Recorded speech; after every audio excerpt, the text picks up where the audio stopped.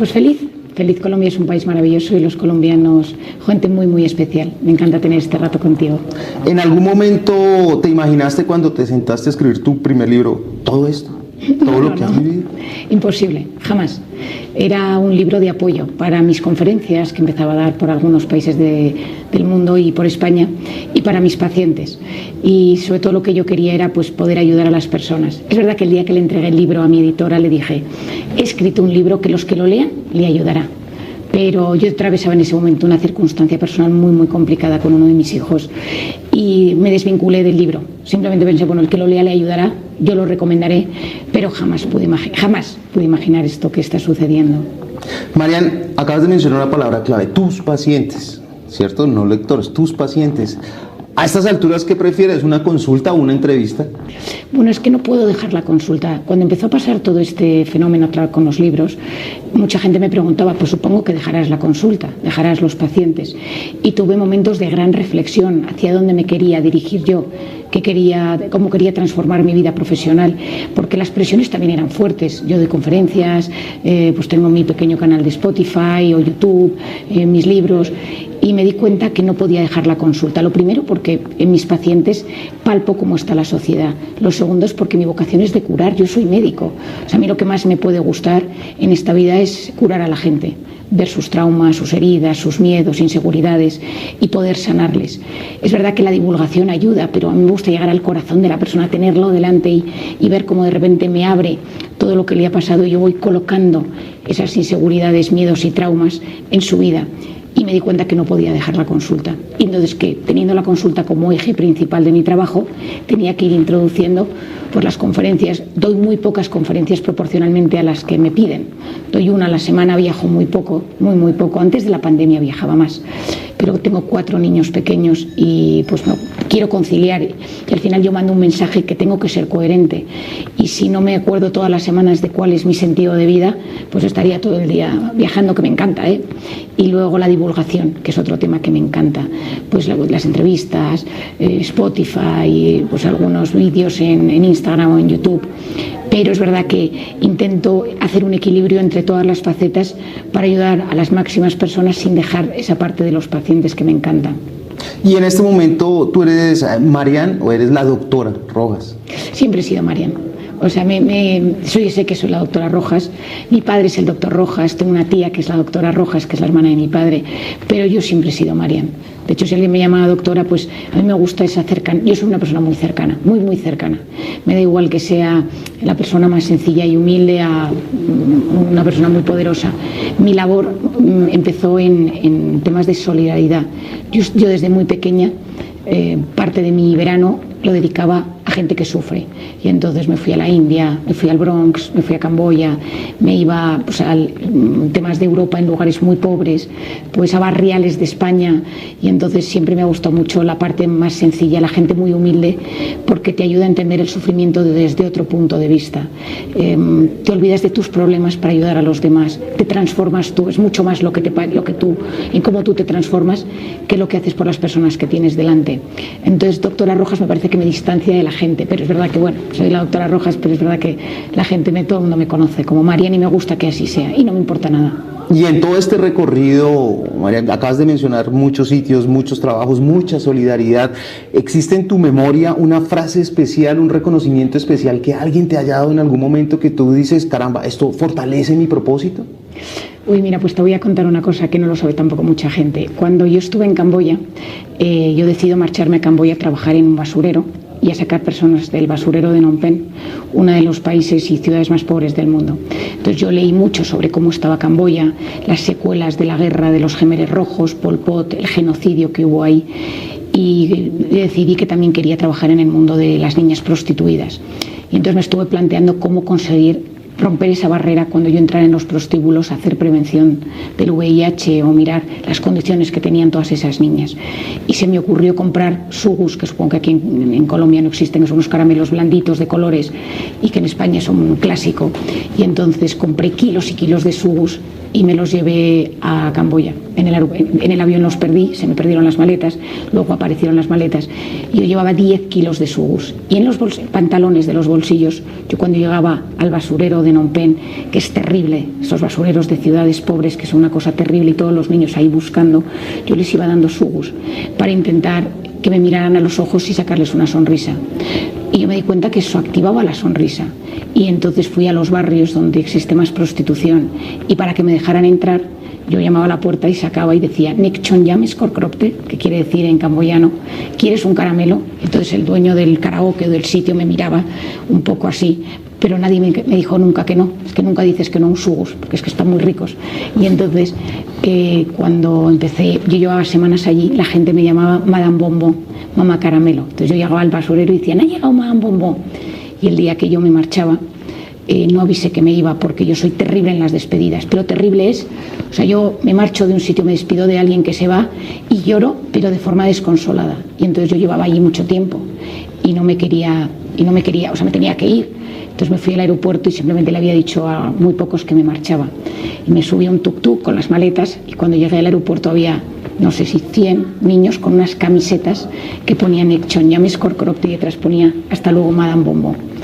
Te lo cuento y casi lloro. Y me llevé un par de camisetas y en el aeropuerto les invité a todos que estaban allí a tomar un helado de despedida, ¿no? Entonces, Madame Bonbon te diría que es, me remueve pensar en esa época que fue dura, porque para mí significó un punto de inflexión en mi vida al darme cuenta que el sufrimiento, el trauma puede ser muy doloroso y cómo ayudar desde la psiquiatría occidental, que es la que yo conocía, y meterme en algo mucho más profundo para sanar heridas mucho más y cómo poder divulgar sobre ello.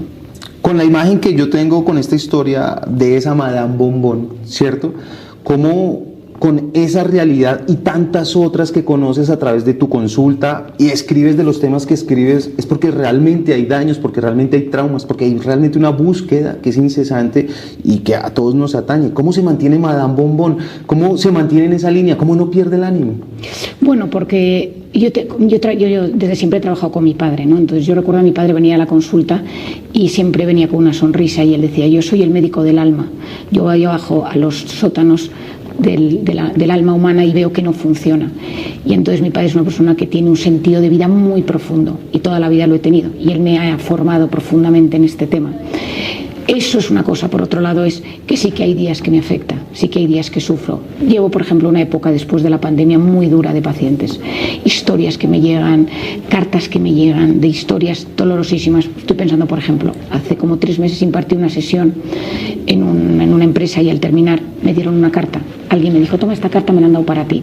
Entonces en el coche, en el taxi de vuelta, leí la carta y yo lloré leyendo esa carta.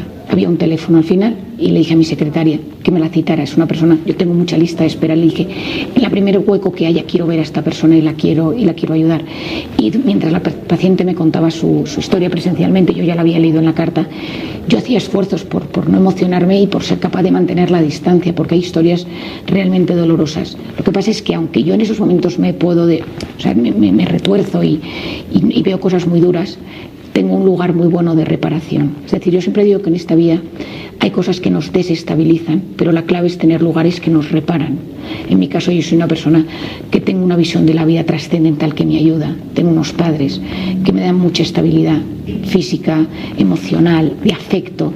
Tengo un marido, es persona vitamina total, es decir, es la persona adecuada para haberme casado con él. No, nada de todo esto había pasado y tengo 4 niños que son oxitocina pura para mí y yo llego a casa y de repente digo, nos vamos todos a jugar un partido de fútbol, pero porque yo también corro, juego con ellos o de repente hacemos un puzzle.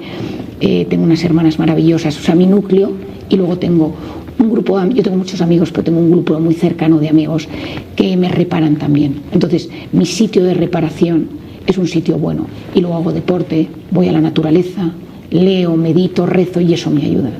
Pero creo que cuando un médico, un profesional, está muy en contacto con el dolor, sea un oncólogo, sea un enfermero, o sean personas que realmente tienen que estar en contacto con el sufrimiento, yo siempre recomiendo lo mismo, que tengan un lugar donde se reparen y que sepan poner límites. Y habrá veces que digas, es que hasta aquí no puedo, es que en este momento esto me afecta demasiado. A veces me sucede a mí que digo, esto es demasiado duro. tengo que ponerme un límite porque estoy más sensible de lo normal, llevo semanas más duras y entonces también me protejo un poco ante ciertas cosas que me pueden desestabilizar. El tema de la felicidad es un tema muy recurrente, pues naturalmente obedece a todos nosotros, ¿cierto? Y hay muchas personas que están hablando de este tema.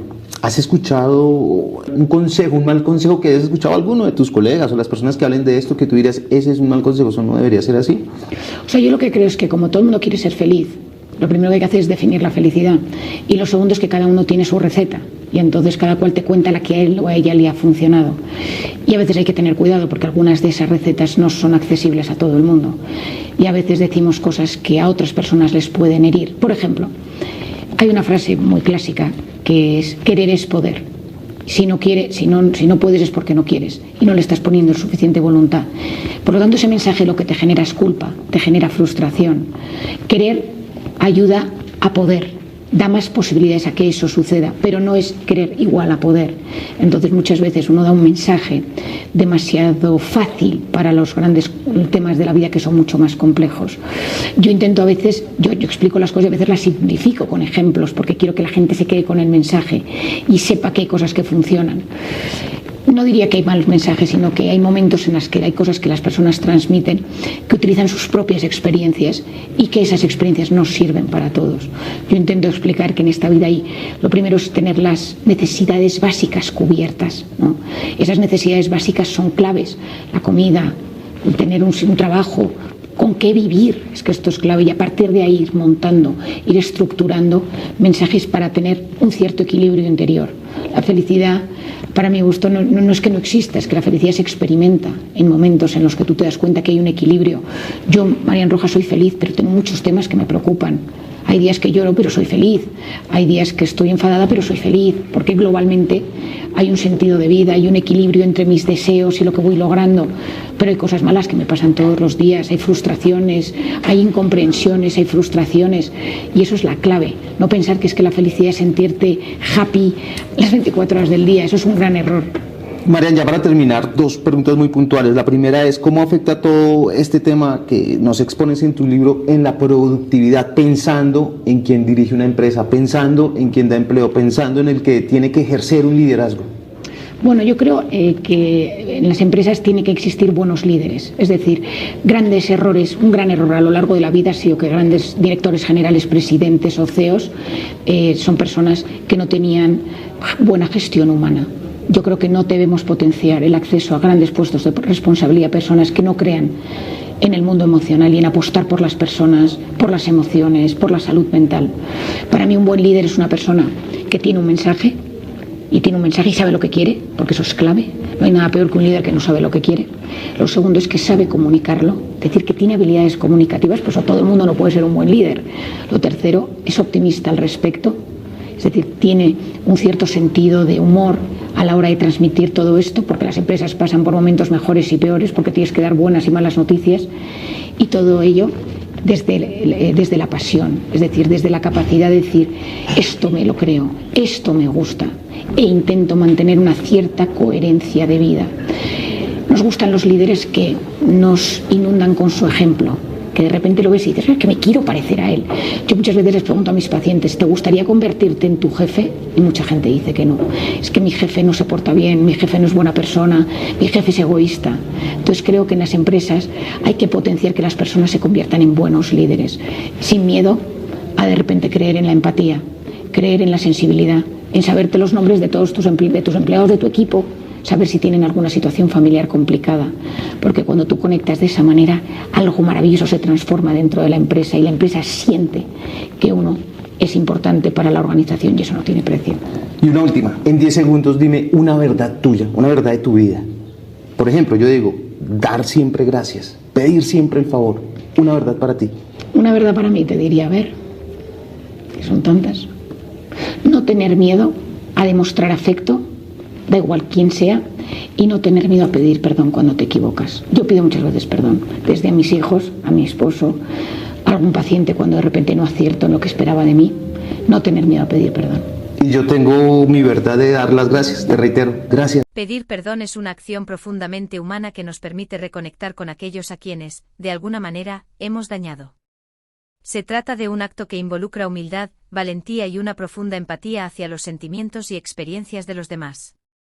En estos 5 minutos, reflexionaremos sobre la importancia y el impacto que tiene el pedir perdón en nuestras vidas y relaciones. Primero, es esencial reconocer que todos cometemos errores. La imperfección es parte de la condición humana, y aceptar esto nos libera de la carga de la perfección, permitiéndonos ser más compasivos con nosotros mismos y con los demás. Al pedir perdón, reconocemos nuestros errores y mostramos nuestra disposición a aprender de ellos, lo cual es un paso crucial para el crecimiento personal y la maduración emocional. Pedir perdón también requiere una dosis de humildad. Admitir que hemos hecho algo mal no es fácil, implica vulnerabilidad. Sin embargo, es precisamente esta vulnerabilidad la que nos humaniza y nos acerca a los demás. La humildad al pedir perdón nos enseña a poner los sentimientos y el bienestar de los demás antes que nuestro orgullo, fortaleciendo así nuestras relaciones y construyendo puentes de comprensión y respeto mutuo. Además, el acto de pedir perdón lleva implícito un deseo de reparar el daño causado. Esto no solo beneficia a quien ha sido lastimado, ofreciéndole un sentido de justicia y cierre, sino que también nos beneficia a nosotros mismos, al liberarnos del peso de la culpa y promover una conciencia tranquila. La reparación puede tomar muchas formas, desde un simple "lo siento", hasta acciones concretas que muestren nuestro compromiso con el cambio y la mejora. Sin embargo, es importante recordar que el perdón no siempre es aceptado. Y está bien. Pedir perdón no garantiza la reconciliación, pero sí demuestra nuestra voluntad de hacer lo correcto. En estos casos, lo esencial es respetar los sentimientos y el tiempo de la otra persona, dando espacio cuando sea necesario. Lo importante es que hemos dado el paso hacia la enmienda, contribuyendo a nuestro crecimiento personal y espiritual. En resumen, pedir perdón es mucho más que simplemente emitir disculpas, es un acto de valentía, un compromiso con la verdad y la integridad, y un paso fundamental hacia la sanación y el fortalecimiento de nuestras relaciones. Al pedir perdón, no solo buscamos aliviar las heridas del pasado, sino que también abrimos la puerta a un futuro de comprensión mutua y amor renovado. En última instancia, pedir perdón es un regalo que nos damos a nosotros mismos y a los demás, un acto de amor puro que refleja lo mejor de la condición humana.